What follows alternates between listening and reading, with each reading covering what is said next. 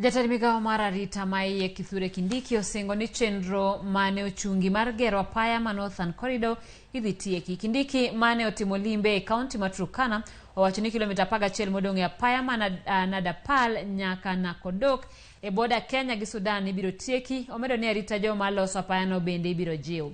Kindiki bende owacho ni twak dhi nyime e kind piny Kenya kod Sudan ma milambo e wi gwandruok mosebedo kaluwore kod Elmi Triangle. Kamano bende Kindiki owacho ni mondo ondik obila mabalang' 100 madhi konyo e jiwo kwe e gwengego. Over and above that, we will make sure that we continue upgrading the nature and sophistication of the weapons and equipment that our police officers are using, that our NPRs are using, and make sure that they are well kitted in terms of arms, in terms of ammunition, in terms of other protective equipment, to ensure that our NPRs and our police officers are not armed when they're in the line of duty. Finally,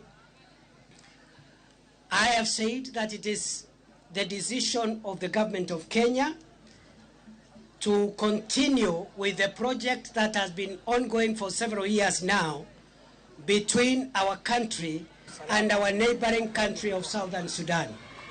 And this is the highway to Juba. As you are aware, this highway, right from Eldoret, comes to Kitale.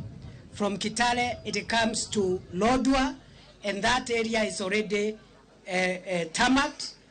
From Kitale, the road is supposed, or has already, come through Kakuma, Lokichogio, and Nadapa, where we are this day.